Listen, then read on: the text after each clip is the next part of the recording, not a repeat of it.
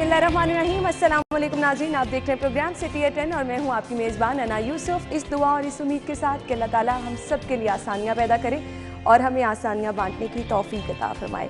ईद के दोनों दिन आप स्पेशल ट्रांसमिशन में हमसे मिलते रहे, मेहमानों से हम आपको मिलवाते रहे और आज तीसरे दिन हम अपने स्पेशल प्रोग्राम के साथ, रूटीन के प्रोग्राम के साथ एक बार फिर से आपके साथ जो है वो हाजिर हैं। ज़रूरी होता है आपसे अपडेट रहना भी और आपको अपडेट रखना भी शहर की सूरत हाल से, इसलिए इस जिम्मेदारी को निभाने के लिए आज ईद के तीसरे रोज़ भी हम आपके साथ मौजूद हैं। तो कुछ बात होगी शहर की सूरत हाल की, कुछ बात होगी मौसम की और इसके साथ साथ लाइट बहुत आ जा रही है, वो भी लोग शिकायत कर रहे हैं। खैर, आज भी सुबह से सुन्नत इब्राहिमी की अदायगी का सिलसिला जारी है। आज ईद का तीसरा दिन है, तो कुछ आपकी ईद कैसे गुजरी वो भी शेयर करेंगे, हमारी ईद कैसे गुजरी, आप लोग के साथ ही गुजरी, वो भी कुछ एक्सपीरियंस आप लोगों के साथ शेयर करेंगे। आगाज़ कर लेते हैं आज के पहले सेगमेंट से, जान लेते हैं बाहर मौसम कैसा है।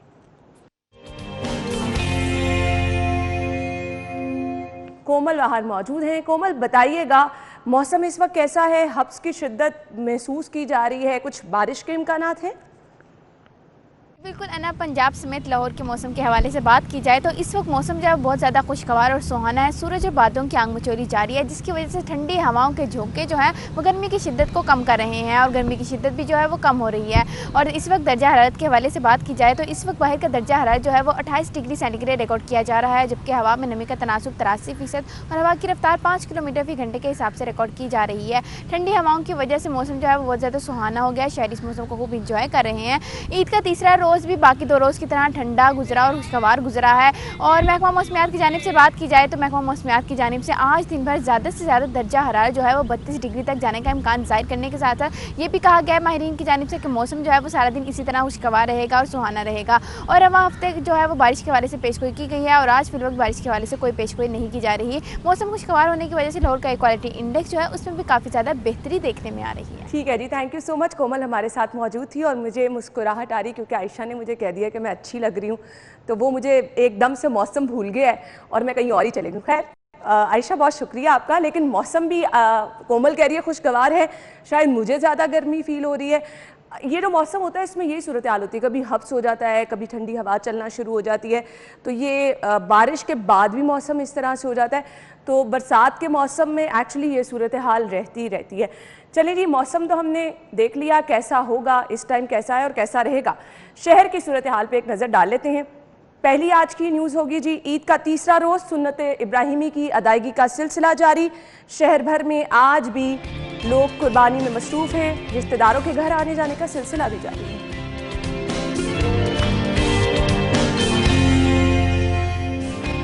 वज़ीर आला सरदार उस्मान बुज़दार का शहर का बगैर प्रोटोकॉल खुद गाड़ी चलाकर दौरा, अमलाए सफाई को शाबाश दी। शदीद गर्मी, शहरियों का जीना मुहाल, ईद के दोनों दिन बिजली की आनियां जानी। और पंजाब के मेगा मंसूबों की तकमील, हुकूमत को 25 अरब के पब्लिक प्राइवेट पार्टनर्स दरकार।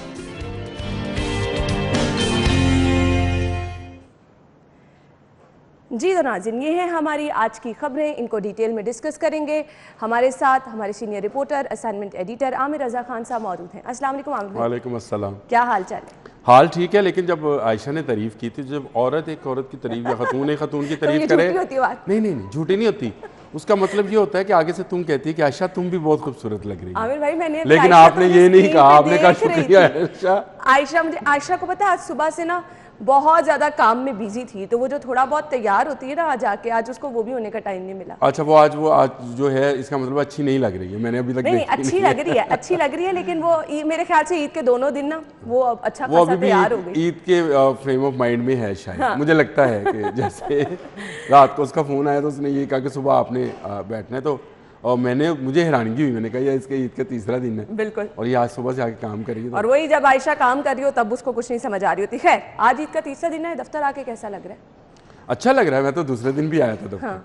और ईद पे हमेशा हम लोग जब काम करते हैं, हम हुए, आपका जो हेल्थ का स्टाफ है वो है, जो आपका सिक्योरिटी का स्टाफ वो है, तो ये सब लोग खुशी से काम करते हैं। एहलकार, वार्डन्स, इनकी फैमिलीज ने भी उसी तरह से एडजस्ट कर लिया हुआ है। ये जो मैं समझता हूँ कि ज़रूरी शोबे हैं इस वक्त, तो हाँ। मीडिया तो सबसे ज़रूरी शोबा हो गया। जो लोग घर बैठे हैं, कुर्बानी करते हैं और उसके बाद फिर वो बैठ कर देखते हैं कि पूरे पाकिस्तान के हालात क्या हैं, बाहर के हालात क्या हैं, कोरोना SOPs पर कितना अमल हो रहा है नहीं हो रहा, सफाई का क्या म्यार है। तो मुख्तलिफ़ चीज़ें जो आपकी मालूमात के लिए ज़रूरी हैं वो मीडिया आप तक पहुँचा रहा होता है। तो वो 24 घंटे काम करते हैं, तो आप लोग 24 घंटे घर वालों को लग रहा होता है कि अच्छा ईद के तीसरे दिन दफ्तर जा रहे हो, आज भी आप लोगों ने जाना है। तो हमारी तरह बहुत सारे लोग अपनी ड्यूटी पे हैं, डॉक्टर्स अपनी ड्यूटी पे हैं, आप वार्डन्स को देख लें, पुलिस एहलकारों को देख भाई लें, आप देखें कसाब अपनी ड्यूटीज पे कसाब अपनी ड्यूटी, वो ड्यूटीज पर ना हो तो आपकी ईद ना हो। आपके उलमा हजरात ड्यूटी आमिर भाई वो छुट्टी पे जाते भी नहीं, उनकी भी कमाई के यही दिन है। मैं उस तरफ भी आऊंगी, जितनी महंगाई उलमा इकराम है वो क्या मसाजिद आबाद नहीं रखते हैं, 5 वक्त में नमाज हो रही होती है। और इसी तरह के बहुत सारे शोबे हैं जहाँ मैं जनरल स्टोर्स वाले हैं उनकी भी बड़ी सख्त ड्यूटी है, और वो भी ईद होए शबरात होए उन्होंने खोलनी इसे मीडिया है। मैं मीडिया वर्कर्स को भी कहता हूँ, हमारे हमने कल जिस तरह से पैकेजिंग बनाई, खालों पर भेजा रिपोर्टर को, फिर वो जो जिससे तंदी बनती है अंतरियाँ जो हैं वहाँ पे रिपोर्टर गया और उस्मान इलियास, और उसने उस पर रिपोर्ट किया। मंडी से हमने रिपोर्ट किया, रात एक अली नामे जो हैं वो एक बैल बेचते भी नज़र आए। तो इस तरह की चीज़ें जो हैं वो मीडिया के लोग भी कर रहे होते हैं, और ये आप लोगों के लिए है जो हमारे देखने वाले हैं, नाजरीन हैं। और कल रात में कुछ मैं ज़रा दुखी भी हुआ, वो क्यों? सच्ची बात है। अटारी सरोबा में एक फैमिली है अना जो ब्लाइंड हैं। वालदा ब्लाइंड है, फिर 3 बच्चे ब्लाइंड हैं, और उस औरत का जो शोहर है वो सिर्फ इस वजह से छोड़ के चला गया कि ये बच्चे लाइबिलिटी हैं, ये ख़ातून मुझ पर लाइबिलिटी है, और वो छोड़ कर चला गया। और उसके बाद जो उनकी गुफ्तगू थी, असरार खान थे वहाँ पे, शाहिद कादर थे, जो उनकी गुफ्तगू थी उसने मज़ीद दिल दुखी कर दिया जब उसके बेटे ने ये कहा कि उसने पूछा, सवाल रिपोर्टर ने ये पूछा था उससे कि आप कुछ पैगाम देना चाहते हैं, तो उसने कहा कि आपके बच्चे जैसे भी हों बाप छोड़ के ना जाए। ये रुला देने वाली बात थी, और मेरी आंखों में भी आंसू आ गए, और हर दर्द दिल वाले जो लोग हैं, और उनके घर ईद पे भी गोश्त नहीं पका। तो ये हालात हैं, हम अपने इर्द गिर्द के लोगों को नहीं देख रहे हैं। हम अच्छा बैल ख़रीदते हैं, बकरे ख़रीदते हैं, हम ऊँट की कुर्बानियाँ कर रहे होते हैं, और जो छीछरे हैं वो हम बांट रहे होते हैं, और अच्छे वाला गोश्त मिक्स कर दें, गोश्त को सारा गोश्त बनाएं, आप खुद भी रख लें, लोगों में बांट दें, सबके हिस्से में जो आया वो खा गया। ये है तरीका जो कि सुन्नत इब्राहीमी अदा करते हुए हमें इख्तियार करना चाहिए ना। अपने इर्द गिर्द के लोगों का सबसे पहले ख्याल करना चाहिए। वो हमारी तो पंजाबी में कहते हैं हमसाया माँ प्यू जाया, जैसे मतलब आपका बहन भाई हैं जो आपके वालदैन के बतन में से पैदा हुए, इसी तरह से हमसाए भी हैं। बिल्कुल। तो हम कौन लोग हैं कि हम बड़े बड़े लाखों रुपए के जानवर तो कर रहे हैं, लेकिन जो इंसान है और उसके बच्चे हैं उसका एहसास हमारे दिल में नहीं है। सही कहा। अब आप कहेंगे कि ईद का दिन है, तीसरा दिन है, और नहीं, ये चीज़ें बहुत ज़रूरी है आमिर भाई, बहुत ज़रूरी है। और दुखी हुआ रात देखकर आपने इस चीज़ का जिक्र किया है। आप अपने इर्द गिर्द लोगों को जब परेशान देखते हैं, वाकई आपको अपनी खुशियां भी भूल जाती हैं। तो इन लोगों का आप लोगों ने ख़ास तौर पे ख्याल रखना है। अच्छा, तीसरे दिन कुर्बानी करने को लोग थोड़ा सा वो समझते हैं, नहीं तीसरे दिन कुर्बानी नहीं करनी, क्या इसकी अहमियत तीसरे दिन कम हो जाती है? उतनी ही रहती है। अच्छा। और इसका सवाब भी उतना ही रहता है। टाइमिंग कुछ ये बिल्कुल जो है गलत कंसेप्ट है कि पहले दिन की कुर्बानी अफजल है, फिर दूसरे दिन की उससे कम है। ये तीसरे, मैं जब हज पे गया तो हमारे साथ आलम दीन थे, गुजरांवाले के डॉक्टर थे वो, और बहुत अच्छे इंसान थे। तो उन्होंने जो हमें पहला लेक्चर दिया हज पे वो ये था कि एक चीज़ है अफजल, इसको भूल जाएं। अच्छा। अगर आप इस चक्कर में पड़ेंगे तो आप हज की बाकायदा अदायगी भी नहीं कर पाएंगे। आप कहेंगे जी हजर अस्वद का बोसा लेना अफजल है, उसके चक्कर में आप वो भूल जाते हैं कि जो खाना काबा को देखकर दुआएं मांगना होती हैं। सही कह रहे हैं। तो आप हजर अस्वद के बोसे के चक्कर में सब आप अल्लाह ताला ने सहूलत दी है, आप इस्लाम कर लें और दूर से हाथ को साथ कर लें, तो आपको उतना ही सवाब होगा। ये अफजल नामी चीज़ जो है ये भूल जाए। तो अभी मैं कई लोगों को जो जिनके नाम अफजल हैं दोस्तों में, उनको मैं कहता होता हूँ कि भाई मुझे तो हज पे कहा गया था अफजल को भूल जाओ तो मैं भूल गया। ये चीज़ें भूल जाएं। पहला दिन, दूसरा दिन, तीसरा दिन, अल्लाह ताला ने जहाँ जिस काम के लिए सहूलत अता फरमाई है उससे इनकार मत करें। ये अल्लाह ताला की तरफ से दिया गया इनाम होता है। आपको आज असर के वक्त तक की सहूलत मौजूद है कि आप कुर्बानी करेंगे, और अल्लाह ताला ये तोल कर हिसाब के साथ आपको सवाब नहीं दे रहे होते हैं, वो आपको सवाब दे रहे हैं मुताबिक मिल रहा है, या आपको नहीं दे रहे हैं। ये आप बात लिख लें। आप नियत करें तो अल्लाह ताला का सवाब शुरू हो जाता है, अल्लाह ताला की रहमतें बरकतें शुरू हो जाती हैं। और अगर आप कर भी लें और आपकी नीयत में ये होए कि हमारी शौकीरी होएगी, हम मोहल्ले वालों को अपना बकरा दिखाएंगे, हम बाहर वालों को बताएंगे कि हमने लाखों रुपए का जानवर लिया था और ये हमारा टशन है, तो शायद वो सवाब भी ना हो। बिल्कुल सही कहा आपने। वो कहा जाता है ना कि अल्लाह ताला सिर्फ नीयतें देखता है। खैर, हमने ब्रेक की तरफ जाना है, लेकिन आमिर भाई से एक और इंटरेस्टिंग चीज़ मैंने ब्रेक के बाद पूछनी है कि मंडी के रेट कह रहे हैं कि जी ईद के दिन भी बहुत गिर गए थे, बहुत सारे लोग गए हैं और सस्ते बकरे भी खरीद के लाए हैं। कुछ लोग जो महंगे बकरे जिन्होंने खरीद लिए वो कुछ अफसोस भी करते नजर आए। आपके लिए जितनी अल्लाह ताला ने वो रखा होता है ना प्लान करके कि इतने पैसे आपके लगने इतने सुन्नत इब्राहिमी की अदायगी के लिए, तो जो लोग अफसोस कर रहे थे कि ओहो महंगा बकरा लिया और जो ला के दिखा रहे थे कि जी हम इतना सस्ता ले आए, आप देख लें, हम उनके बारे में बात करते हैं, ब्रेक लेते हैं, ब्रेक के बाद वापस आते हैं, हमारे साथ ही रहिएगा।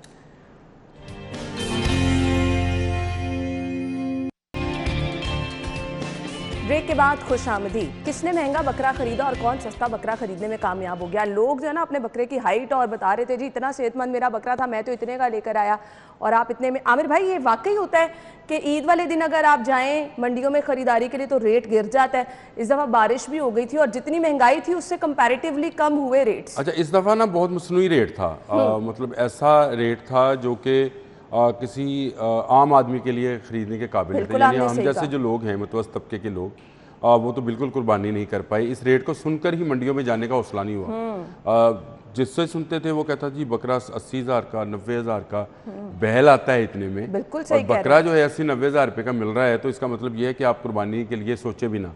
तो मेरे समेत कई लोगों ने नहीं सोचा होगा और उन्होंने वो डब्बा पैक फूड मसाले खरीदे होंगे, कहीं से गोश्त आएगा तो पका लेंगे। तो इस तरह की ईद भी गुजरी है लोगों की। लेकिन ये सारा मसनूई रेट था जो व्यापारियों ने बनाया, खुद से बनाया और उसकी एक वेव चलाई कि जी इस साल बहुत महंगाई है और बहुत रेट ऊपर गया है। ऐसी भी कोई बात नहीं है। अगर आप हम जो आम दिनों में गोश्त इस्तेमाल करते हैं ना, वो 1300, 1200, 1400 रुपये में मिलता है किलो। बिल्कुल, वो साफ़ गोश्त होता है, साफ़ी गोश्त बोलते हैं उसको, उसमें कोई दूसरी अलाइश नहीं होती है, चर्बी और साफ़ सुथरा गोश्त होता है।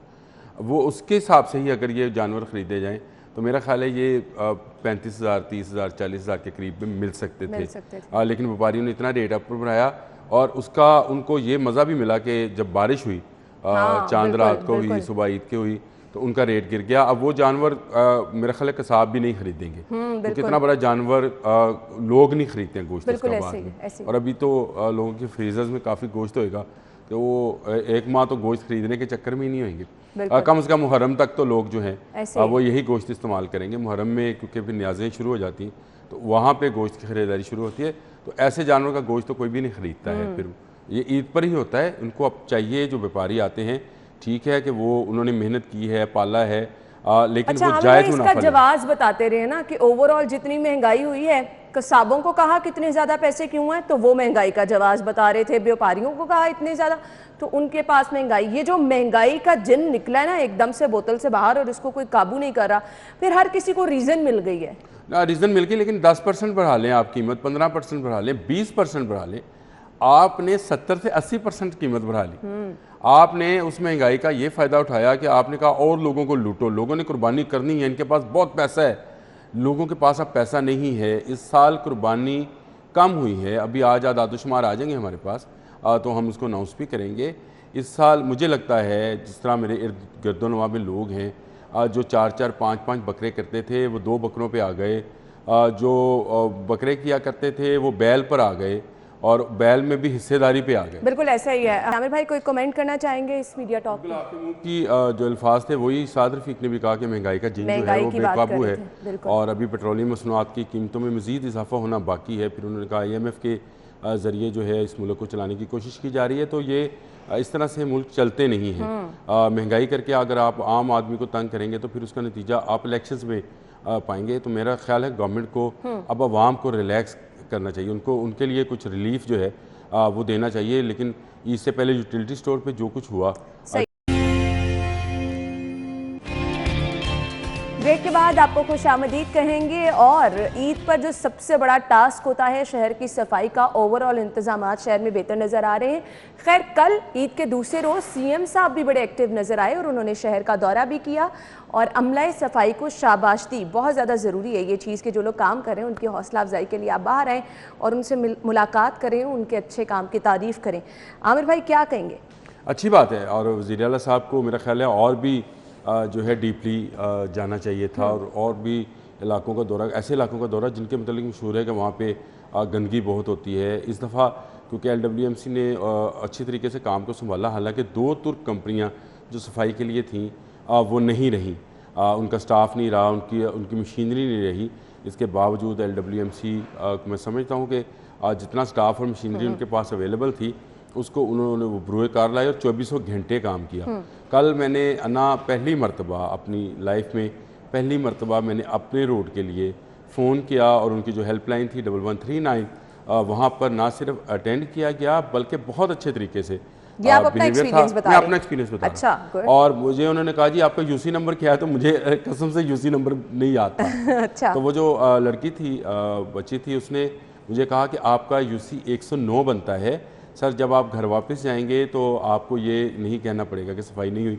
और वाकई में मेरे घर जाते जाते तक वो 80 फुट रोड मरकज़दार का साफ हो चुका था। हाँ ये ठीक है। आपने अपना तारुफ तो नहीं कराया? आप कहाँ? कोई तारुफ नहीं कराया था। मैंने उनसे कहा, मैंने कहा मैं अपना मेरा शनाख्ती कार्ड नंबर लेना चाहती हैं, वो ले ले, नंबर फ़ोन आपके पास आ गया है। आप अगर करना चाहें तो ये 80 फुट रोड है मरकज़दार का, इसकी सफाई करा दें, बे मेहरबानी होगी। हाँ आज फिर दोबारा से इलेक्शन वहाँ पड़ी हैं और लेकिन वो जो इलेक्शन थी वो खाली गई, इब्राहिमी की अदायगी हो रही है, साथ साथ काम लोग जो हैं वो ना उन्होंने बैग्स लिए ताकि वो बैग्स में इलेक्शन को बंद करें और फेंकें। घर के बाहर फेंकना जो है वो लोग करते हैं। तो कुछ जिम्मेदारी हुकूमत की होती है, कुछ अदारों की है और उसके बाद सबसे बड़ी जिम्मेदारी हमारी अपनी है कि हमने कुर्बानी का जानवर किया है, इसमें बाकी लोगों का इम्तिहान क्यों लेते हैं, बदबू को क्यों फैलाते हैं, वो काम करना चाहिए। वासा से बहुत सारी शिकायत हैं क्योंकि जिस दिन ईद थी उस दिन सुबह को काफ़ी तेज़ बारिश हो गई और बहुत ज़्यादा पानी था, वो निकला नहीं है कुछ इलाकों से और गंदगी मज़ीद बढ़ गई। उससे शिकायत हो सकती है, लेकिन LWMC ने जिस तरह का काम किया है मैं समझता हूँ कि इतने कम स्टाफ के साथ और इतनी कम मशीनरी के साथ ये अब अच्छे काम के साथ एक और भी जिक्र कर लें। लेस्को की जानिब से शायद सिप्रा साहब ने कहा था कि जी इंश्योर कराया जाएगा ईद के 3 दिन लाइट नहीं जाएगी और ये हमेशा से होता है कि लोगों को परेशानी से बचाने के लिए ये होता है कि जी ईद के 3 दिन, लेकिन हमारे घर तो बहुत ज़्यादा लाइट गई है, हमें बहुत सारे इलाकों में गई है और लोग इससे तंग भी हैं और अभी मजीद तंग होना है लोगों ने क्योंकि लोगों के फ्रिजों में गोश्त पड़ा है। ठीक है, लेकिन आप इतनी देर लाइट, मतलब देखें अब बारिश, आपकी मार्केटें बंद थी, सब कुछ बंद था, वो लोड के मसला नहीं था। फिर ये पहले भी हम इसकी खबर भी चला चुके हैं ना कि हमारे पास जो डिस्ट्रीब्यूशन लाइंस हैं वो ख़राब हो चुकी हैं, जो ट्रांसफार्मर्स हैं वो पुराने हो चुके हैं। 2-3 दफ़ा धमाके की आवाज़ भी आई है। हाँ वो ट्रांसफार्मर में आपको कहा ना पुराने हो गए और वो लोड बर्दाश्त नहीं कर पा रहे हैं। जहाँ 300 का चाहिए इनको केवी का, वहाँ पे 100 का लगा हुआ है ट्रांसफार्मर, 200 का लगा हुआ है, तो वो ट्रिप कर जाते हैं ऐसे मौक़ों के ऊपर।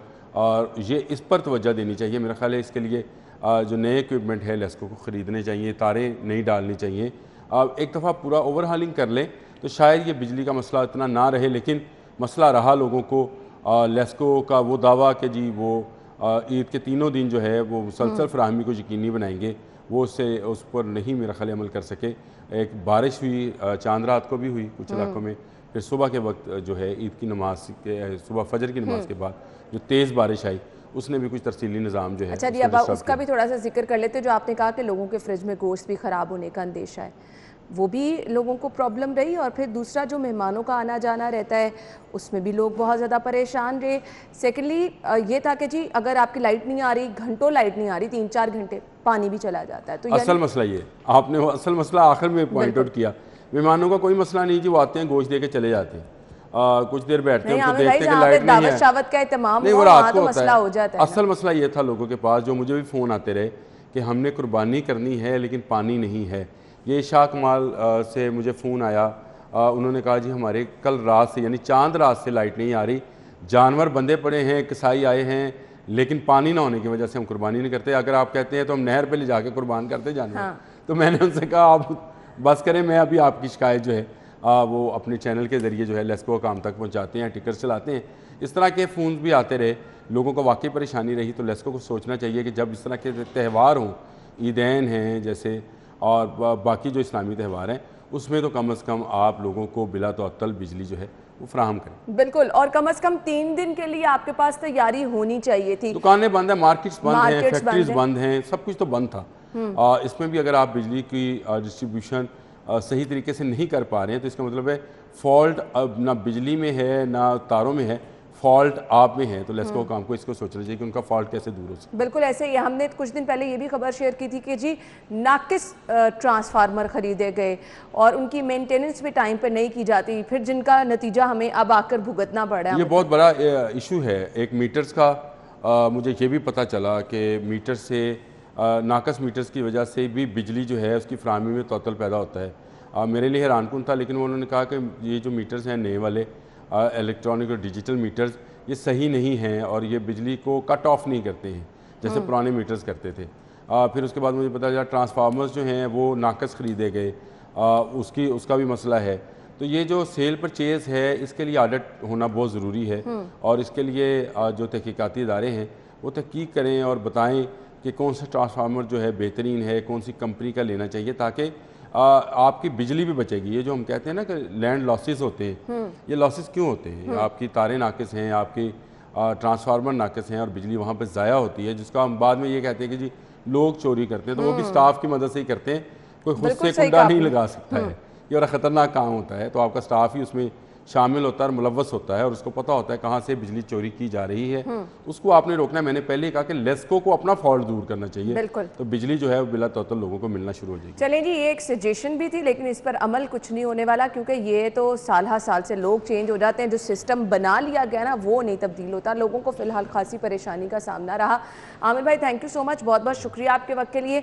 नाज़रीन, हम चलेंगे एक ब्रेक की तरफ और ब्रेक के बाद कुछ हमने जो कोविड की नई स्ट्रेन है, जिसको नई अब तो खासी, क्योंकि हम देख रहे हैं कि तेज़ी से फैल भी रही है, उसके बचाव के लिए आपने किस तरह से एहतियात करनी है। सेकेंडली हमने बात की कि लाइट आ जा रही है, गोश्त लोगों ने रखा है, अब उसको आपने अच्छे तरीके से प्रिजर्व किस तरह से करना है, बेहतरीन इस्तेमाल उसका किस तरह से आप कर सकते हैं, ज़्यादा खाना कितना नुकसानदेह है, ये हम आपको बताएंगे। ब्रेक के बाद हमारे साथ रहिए।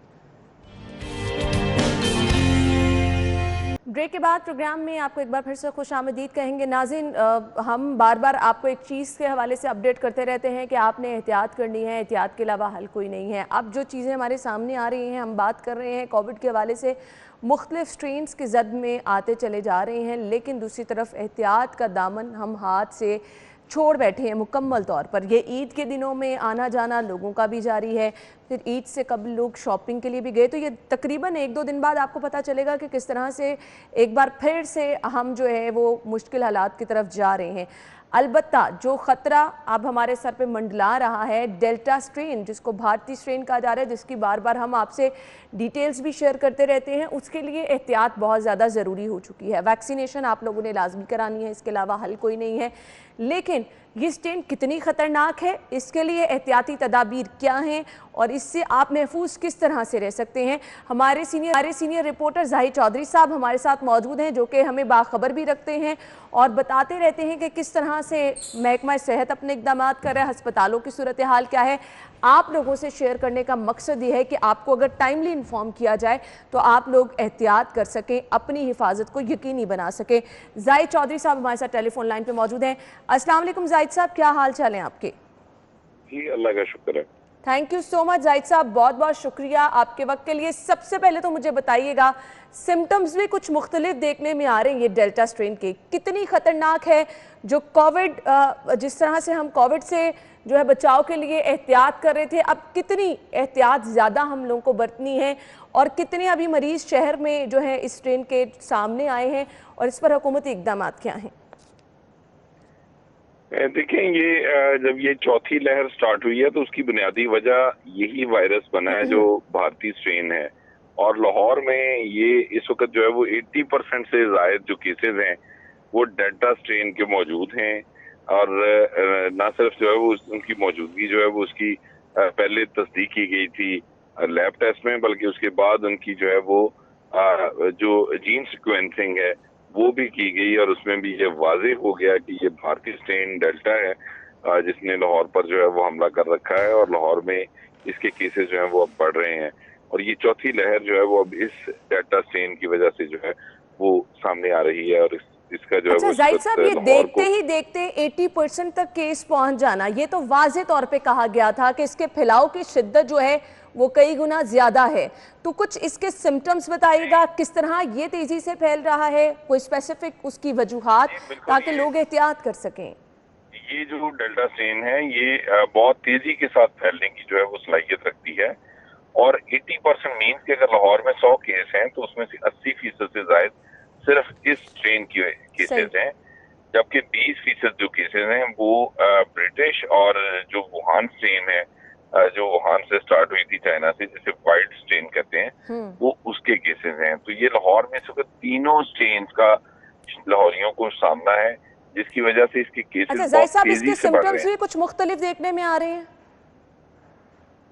इसमें आपको पेट दर्द और ये जो है वो रूटीन में मैदे के अमराज जो हैं वो उससे जो है वो इसका आगाज होता है, और माहिरीन ये कहते हैं कि जरूरी नहीं है कि इसमें आपको सांस के अमराज जो हैं वो उसका सांस के आर्जे का स्टार्ट में जो है वो सामना करना पड़े, बल्कि ये स्टमक अपसेट होना और सर दर्द होना, ये इसकी इब्तदाई अलामात हो सकती हैं, और उससे जो है वो फिर लेटर ऑन जब ये वायरस आपको के ऊपर मुकम्मल हमलावर हो जाता है तो फिर ये जो है वो आपके जो रेस्पिरेटरी ट्रैक है उसको इन्वॉल्व कर लेता है। सही। जाहिद साहब, आप ही ने खबर एक दी कि श्रीलंकन रिसर्च के मुताबिक साइनोफॉर्म को बेहतरीन करार दिया गया है इस डेल्टा स्ट्रेन के खिलाफ, तो बताइएगा कुछ इसकी डिटेल्स क्या हैं।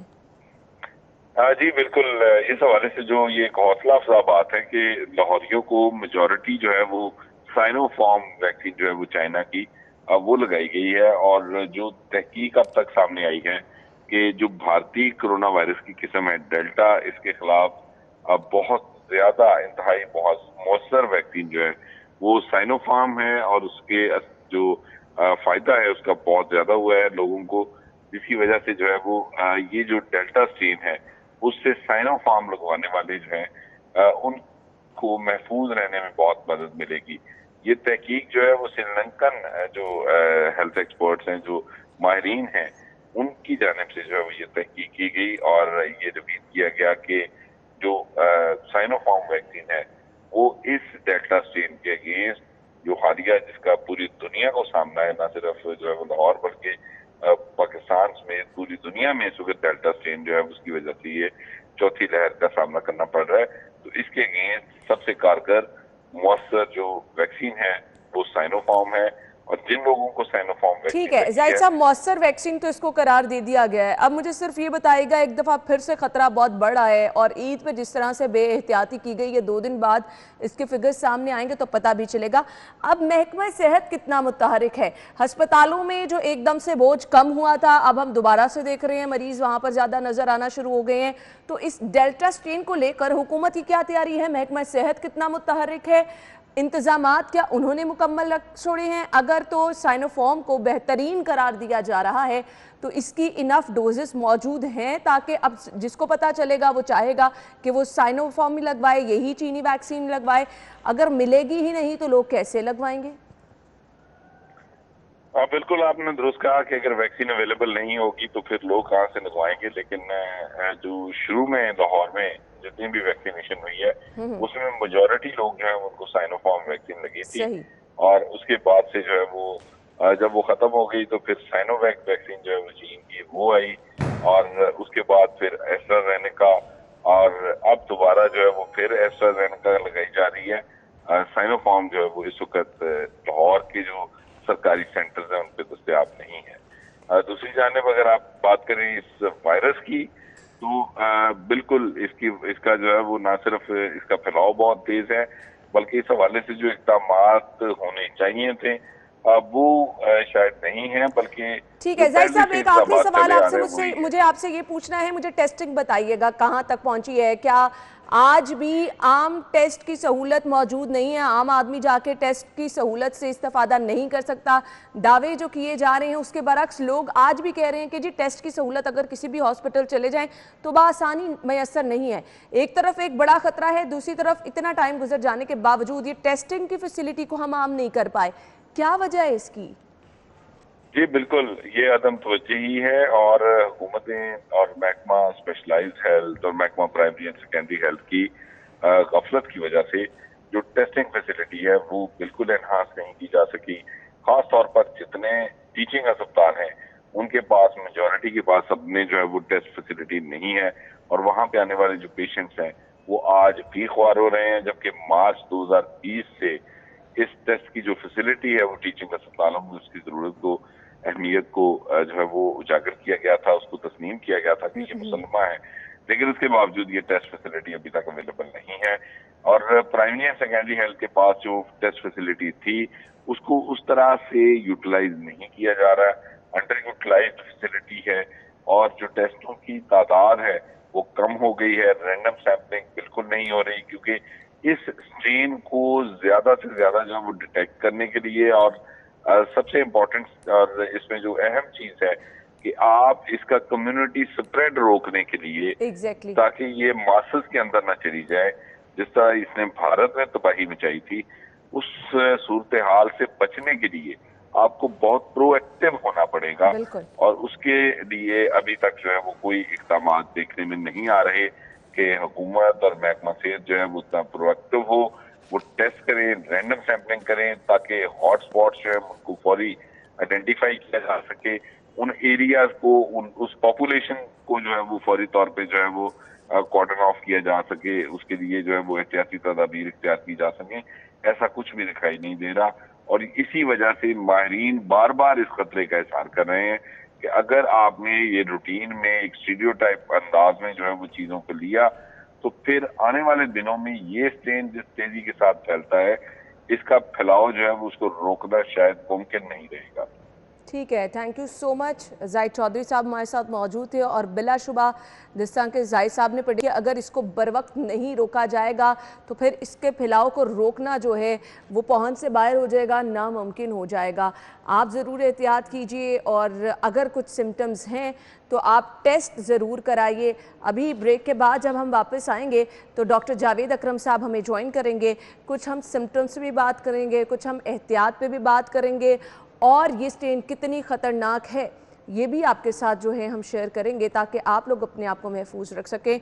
वैक्सीनेशन की अहमियत क्या है ये भी आपके साथ शेयर करेंगे। फिलहाल ब्रेक के बाद ज्वाइन करते हैं स्टे विद अस। ब्रेक के बाद खुशामदीद। ब्रेक से पहले जाहिद चौधरी साहब हमारे साथ मौजूद थे और अभी हमें प्रोग्राम में ज्वाइन किया है डॉक्टर जावेद अकरम साहब ने, VC UHS हैं और उनसे हम ये जानेंगे कि ये स्ट्रेन कितनी ख़तरनाक है, इसके सिम्टम्स क्या हैं और आपको अलामात के साथ टेस्ट कराना कितना ज़रूरी है, वैक्सीनेशन की अहमियत क्या है। डॉक्टर साहब की तरफ चलते हैं। अस्सलाम वालेकुम डॉक्टर साहब, क्या हाल चाल हैं आपके? जी अल्लाह का शुक्र और आपको और आपकी सब टीम को ईद मुबारक। बहुत खैर मुबारक डॉक्टर साहब, आपको भी ईद मुबारक एंड बहुत बहुत शुक्रिया। आज ईद के तीसरे दिन, स्पेशल दिन भी आज हमारी तरह, हम तो चलें ड्यूटी पर मौजूद हैं, आप अपनी खिदमत जो हैं तमाम लोगों की रहनुमाई के लिए हमेशा से मौजूद रहते हैं। बहुत बहुत शुक्रिया, जज़ाकल्लाह, अल्लाह ताला आपको इसकी जज़ा ज़रूर देगा। डॉक्टर साहब, आज ये जिक्र करना इसलिए भी बहुत ज़्यादा ज़रूरी है कि ईद से पहले और ईद में भी लोग बेहतियाती कर रहे हैं, रिश्तेदारों के घर आना जाना, दावतें और ईद से पहले शॉपिंग, फिर मवेशी मंडियों में लोग गए, किसी ने मास्क नहीं पहना, लोगों ने एहतियात नहीं की और इंतज़ामिया ने भी सिर्फ दावे किए। ये 2 दिन बाद फिगर्स जो हैं वो सामने भी आ जाएंगे। ये जिसको डेल्टा स्ट्रेन कहा जा रहा है, जाहिद साहब कह रहे हैं कि जी 80% केसेस शहर में रिपोर्ट हो रहे हैं इसी स्ट्रेन के। कितनी ख़तरनाक है ये? देखें, ज़ाहिर है ये एक RNA वायरस है। 2019 से जब मंजर आम पे आई तो ये बहुत हॉर्सशू बैट में यानी कि चमगादड़ में ये 2 वायरसेस मिलके एक वायरस बनी और इस वायरस की खसूसियत ये है कि ये बहुत बड़े साइज़ की वायरस है और इसकी जो म्यूटेटिंग पॉसिबिलिटीज़ हैं यानी कि जितनी दफ़ा ये म्यूटेट कर सकती है वो 39,000 से ज़्यादा हैं। तो ये एक फितरी अमल है कि ये म्यूटेट करती रहेगी और अगले भी 4 से 5 साल करती रहेगी। इसको सिर्फ अल्लाह ताला की ज़ात ही अपने हुक्म से रोक सकती है, मैं और आप कुछ नहीं कर सकते दुआ के अलावा। जो हम कर सकते हैं, क्योंकि ये ज़्यादा ताकतवर हो गई है, इसका एक इंसान से दूसरे को लगना कई गुना बढ़ चुका है और दूसरा इसकी जो मोर्टेलिटी है वो भी बढ़ रही है और तीसरा ये है कि इसका लंग डैमेज करने की अहलियत भी ये इसने अपनी बढ़ा ली है। तो इसका नतीजा ये होना चाहिए कि हमें अपनी एहतियात उतनी ही बढ़ा लेनी चाहिए। एहतियात हमने कम कर दी, ये ताकतवर हो गई, तो ज़ाहिर है we are heading for disaster, जो कि ऑलरेडी हम डिज़ास्टर में मुब्तला हो चुके हैं, लाहौर में भी और पूरे पाकिस्तान में भी। और हम ये समझ रहे हैं कि इसको बहुत सीरियसली नहीं ले रहे। हम समझ रहे हैं कि अब ये एक अव्वल तो थी नहीं, अगर थी भी तो ये एक तारीख़ का हिस्सा बन गई है। जहाँ पे मैं नमाज़ पढ़ने गया था, सिर्फ मैं और मेरे बेटे के अलावा किसी ने भी मास्क नहीं पहना हुआ था। मैंने बड़े गौर से देखा, और यही हालात हैं कि लोगों ने जो मेकअप हमारी बहनें बेटियाँ करती हैं, वो समझ रही हैं कि मेकअप दिखाने के लिए होता है और मेकअप की अहमियत ज़्यादा है एक इंसानी ज़िंदगी से। तो इसलिए ब्यूटी पार्लर्स पे जो पैसे खर्चे हैं वो भी ज़ाया हो जाते हैं, तो इसलिए वो भी मास्क पहनना मुनासिब नहीं समझते। आई विश कि ऐसा मेकअप बन जाए जो मास्क के अंदर से नज़र आए, तो फिर शायद इसका ज़्यादा अहमियत हो जाए। तो इसलिए ये वक्त है कि जहाँ हमें अपनी ख्वाहिशात की कुर्बानी देनी है, बजाय इसके कि इंसानों की ज़िंदगी की कुर्बानी दें। जब ये कम होती है बीमारी, तो हम ये समझते हैं ये ख़त्म हो गई है। एक्चुअली वो ख़त्म नहीं हुई होती, वो थोड़ी सी कम हुई होती है। वो एकदम जब हम बदएहतियाती करते हैं तो ये बढ़ जाती है। आपको ख़ुद पता है, आपके कैमरास ने दिखाया कि जो मंडियों में, मवेशी मंडियों में जो कुछ हुआ, और एक बकरा लेने की खातिर पूरा ख़ानदान नहीं, पूरा मोहल्ला चल पड़ा, बच्चों को भी बूढ़ों को भी ले गए, और वहाँ पे कोई एहतियात नामी चीज़ नहीं थी, ना कोई हाथ धोने का इंतज़ाम था, ना मास्क पहनने की कोई पाबंदी थी। हर बंदे ने, बच्चे ने उसको उठा के देखना है, उसको हाथ लगा के देखना है, तो ज़ाहिर है ट्रांसमिशन बढ़ेगी इन सब चीज़ों से। और ये हम 2 दिन में तो नहीं, हफ्ते 10 दिन में देखेंगे, अल्लाह करे कि हम गलत हों, लेकिन डेफिनेटली ये अपनी ट्रांसमिशन बढ़ेगी। और ये क्योंकि वायरस म्यूटेट कर चुकी है, ये जो डबल म्यूटेंट वायरस जिसकी हम डेल्टा वेरिएंट कह रहे हैं, इसमें 13 के करीब म्यूटेशंस और वेरिएशंस है, और मोस्टली इसकी स्पाइक प्रोटीन्स में यानी ग्लाइकोप्रोटीन एस में है, जिसकी अहलियत, जो इसके कांटे हैं जिसके ज़रिए ये फेफड़ों में लगती है।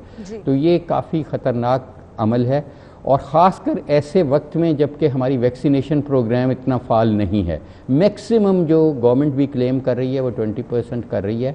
हमें हर्ड इम्यूनिटी क्रिएट करने के लिए, या ये समझने के लिए कि हम किसी हद तक अपनी पाबंदियाँ नरम कर सकते हैं गवर्नमेंट के लेवल पे या अपने इनफरादी लेवल पे, वो 80% होगा। वो यानी लाहौर में तकरीबन 1.5 करोड़ लोगों को लग चुकी होगी, और पाकिस्तान में 16 से 17 करोड़ लोगों को जब लग चुकी होगी वैक्सीन। तो ये तो अभी बहुत दूर है ये अमल।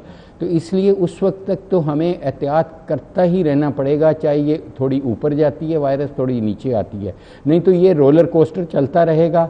और जब ये ऊपर जाएगा तो बहुत सारी इंसानी ज़िंदगियाँ जाएंगी, और इंसान, हमारे बतौर मुसलमान, इंसानी ज़िंदगी की अहमियत कुर्बानी से या किसी भी और अमल से बहुत ज़्यादा बताई गई है कि जिसने एक इंसानी ज़िंदगी ली उसने पूरी इंसानियत तबाह कर दी, और जिसने एक को बचाया उसने पूरी इंसानियत को बचा दिया।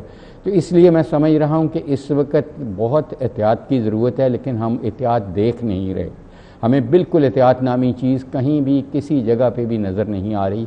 इसलिए मेरा ख़्याल है कि बहुत अच्छा कर रहे हैं आप, ये प्रोग्राम कर रहे हैं। इस तरह के बहुत सारे प्रोग्राम करने चाहिए। शायद हम अपना हिस्सा डालने से किसी एक आदमी को भी हिदायत मिल जाए, तो ये भी बहुत बड़ा अमल है। बिल्कुल आपने सही फरमाया। डॉक्टर साहब ये कहिएगा, इसकी अलामात भी कुछ डिफरेंट बताई जा रही हैं, तो इसकी अलामात क्या हैं? पेट में दर्द होना, और आजकल तो मौसम भी ऐसा है कि अगर आप थोड़ा सा भी कुछ खाने पीने में बेहतियाती कर लें तो ऐसा होता है। तो कुछ अलामात जो आप बताना चाहें कि अगर आपको ये अलामात फील हो रही हैं किसी को भी, तो फौरी तौर पर टेस्ट कराना जो है वो बहुत ज़्यादा ज़रूरी है। इसके अलामात पर रोशनी डालिएगा। देखें, टेस्ट एंड ट्रेस तो बहुत ज़रूरी है। उसकी वजह यह है कि जैसे यूके ने, जैसे आपको पता है कि तमाम पाबंदियाँ ख़त्म की, लेकिन उन्हें उस वक्त ख़त्म की जब उन्होंने हर्ड इम्यूनिटी समझा के क्रिएट कर ली। हालांकि मैं उनसे भी एग्री नहीं करता, उनको ये रिवर्ट करना पड़ेगा।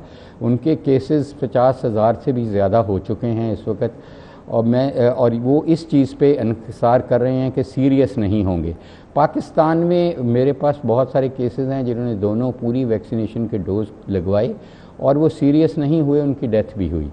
तो इसलिए वैक्सीन से आपके बचने की बहुत ज़्यादा चांसेस बढ़ जाते हैं, आपकी अलामात बहुत कम होती हैं। लेकिन ये नहीं, कोई भी वैक्सीन अभी तक 100% मुवस्सर हमारे पास नहीं है।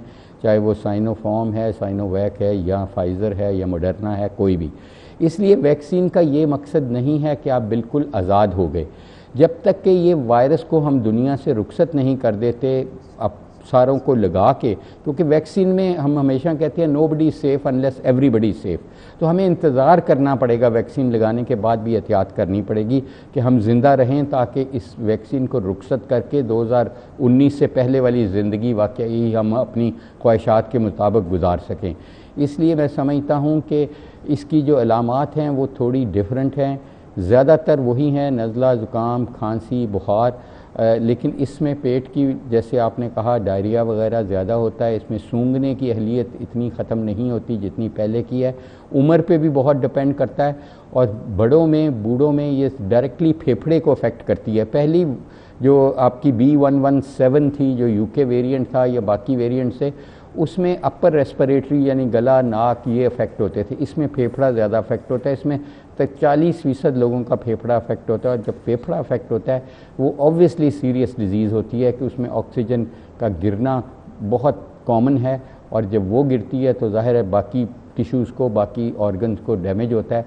तो इसलिए उसमें हाइपोक्सिया या ऑक्सीजन की कमी की शिद्दत बहुत ज़्यादा है इसके साथ। तो इसमें हमें फ़ौरी तौर पे टेस्ट कराना चाहिए, फ़ौरी तौर पे मुस्तनिद हॉस्पिटल या डॉक्टर को दिखाना चाहिए, और अपने आप को आइसोलेट करना चाहिए। मैं देख रहा हूँ जिनका पॉजिटिव भी आ जाता है। आपसे पूछने वाली थी, एक बहुत ज़रूरी सवाल। अब लोग समझते हैं कि जी इसकी आदत हो गई है और आपको अस्पताल जाने की ज़रूरत नहीं, घर में ही आप अपने आप को आइसोलेट करके जो है वो एहतियात कर सकते हैं। तो इस स्ट्रेन में अगर कोई खुदा न खास्ता मुब्तला है, जो कि हम देख रहे हैं तेज़ी से फैल रही है, तो क्या प्रेफर करना चाहिए? फौरी आपको हॉस्पिटल एडमिट होना चाहिए, घर में ही अपने आप को क्वारंटीन कर लेना चाहिए, एहतियात करनी चाहिए, या फिर आपकी कंडीशन पे डिपेंड करता है? क्या रिकमेंड करना चाहेंगे आप? देखें, एक तो उम्र पे डिपेंड करता है कि जितनी उम्र ज़्यादा होगी उतनी आपकी बीमारी सीरियस होने के ज़्यादा चांसेस होंगे। दूसरा, अगर आपको शुगर है, ब्लड प्रेशर है, हार्ट की बीमारी है, या फालिज हो चुका है, या कोई भी कोमॉर्बिडिटी है, आप स्मोकर हैं, तो आपकी फिर ज़्यादा मोर्टेलिटी है। ये सारी चीज़ों पे डिपेंड करता है। मैं समझता हूँ कि अगर आपको अलामात हैं तो आपको टेस्ट ज़रूर कराना चाहिए। अगर टेस्ट पॉजिटिव है तो आपको फ़ौरन आइसोलेट कर देना चाहिए, और किसी भी मुस्तनिद डॉक्टर को ज़रूर दिखाना चाहिए, और फिर कम से कम टेलीफोन पे उस पर रब्ता रहना चाहिए, ताकि वो आपको बता सकेगा कि अगर आपकी ऑक्सीजन इस लेवल से फॉल करे या आपको ये अलामात शुरू हो जाएं, तो फिर उसके हॉस्पिटल आप जा सकें। आपको इन टच रहना चाहिए, क्योंकि उस वक्त जब आप टू लिटिल जाएंगे तो फिर शायद वो डॉक्टर भी कुछ ना कर सके। इसलिए आपको अंडर मेडिकल सुपरविजन हो सकता है कि आपका घर में इलाज हो सके, लेकिन आपका किसी न किसी मुस्तनिद डॉक्टर से इलाज ज़रूर होना चाहिए। आपकी खाला, फूफी या मुलाजम या किसी केमिस्ट को नहीं इलाज करना चाहिए, मुस्तनिद डॉक्टर को करना चाहिए, जिसका तजर्बा हो, जिसकी अहलियत हो इसको तशखीस करने में और इसको मैनेज करने में। आपको ख़ुद नहीं इसको मैनेज करना, ख़ासकर उनको जिनको कोमॉर्बिडिटीज़ हैं, बाकी बीमारियों के साथ ये हो गया उनको, तो उसको तो बहुत ज़रूरी है कि वो बहुत केयरफुल रहें। सही। डॉक्टर साहब ये कहिएगा, जाहिद चौधरी साहब ने कल हमारे साथ ये खबर शेयर की थी जी कि श्रीलंकन रिसर्च के मुताबिक साइनोफॉर्म को बेहतरीन, जो चीनी वैक्सीन है, ये डेल्टा स्ट्रेन के खिलाफ इसको बेहतरीन करार दिया जा रहा है। इस पे भी आप रोशनी डालिएगा। और दूसरी वैक्सीनेशन की अगर ऑप्शन मौजूद है, साइनोफॉर्म नहीं मिल रही, तो क्या ऐसा तो नहीं कि उस वैक्सीनेशन की अहमियत कम है तो लोग उसको ना लगवाएं? लोगों का एक माइंड सेट बन जाता है ना कि इसको बेस्ट कहा जा रहा है, तो सभी उसी दौड़ में लग जाते हैं। देखिए, मेरा ख्याल है हमें इस कन्फ्यूजन में बिल्कुल नहीं पड़ना चाहिए, ना अपने नाजरीन को डालना चाहिए। सही। जो भी वैक्सीन आपको मिल रही है आप फौरी तौर पे लगाएं, ना लगाने से बहुत ज़्यादा बेहतर है, और उसका पूरा कोर्स करें, और कोशिश करें आप मिक्स एंड मैच नहीं करें, उसी को पूरा कोर्स करें। और उसके बाद ये नहीं कि आप आज़ाद हो गए पाबंदियों से, प्लीज़ पाबंदियाँ जारी रखें।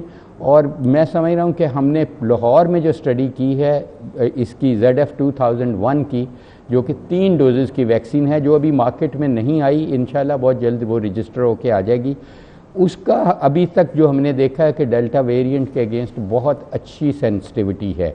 बहुत अच्छी, और वो अपने हमारे मुल्क में, अपने शहर में हमने ये स्टडी की है। इसलिए क्योंकि उसका मैं प्रिंसिपल इन्वेस्टिगेटर हूँ, 19,000 लोगों पे हमने ये की है और वो बहुत अच्छा रिज़ल्ट है। लेकिन ज़ाहिर है वो 3 डोजेज़ हैं और वो अभी फ्रीली अवेलेबल नहीं है, वो भी हो जाएगी। जहाँ तक साइनोफार्म का है, यस, एक स्टडी आई है कि इसकी भी सेंसिटिविटी काफ़ी अच्छी है। फाइज़र की देखा गया, इज़राइल में एक स्टडी आई है कि उसने थोड़ी सी अपनी सेंसिटिविटी लूज़ कर रही है इस वायरस के अगेंस्ट। अब ये चीज़ें बहुत स्मॉल प्रिंट्स हैं, हमें इसमें नहीं पढ़ना। हमें जो भी वैक्सीन लगा रही है, देखें वैक्सीन ने ये नहीं है कि किसी स्ट्रेन के अगेंस्ट करना है, वैक्सीन ने आपकी इम्यूनिटी बढ़ानी है, आपकी एंटीबॉडीज़ बढ़ानी है अगेंस्ट एनी वायरस। वो इवन अगर आपने ये वैक्सीन लगाई है तो किसी हद तक आपको ऑर्डिनरी फ्लू से भी प्रोटेक्ट करेगी, आपकी अपनी इम्यूनिटी बूस्ट होनी है। इसलिए इस चीज़ में बिल्कुल नहीं पढ़ें कि कौन सी वैक्सीन है। जो भी आपको वैक्सीन मुहैया हो रही है, आप इंतज़ार नहीं करें इस चीज़ का कि कभी मॉडर्ना लगाऊंगा, कभी कोई लगाऊंगा। हो सकता है आप इस कश्मकश के बाद ज़िंदा ही ना रहें वो लगवाने के लिए।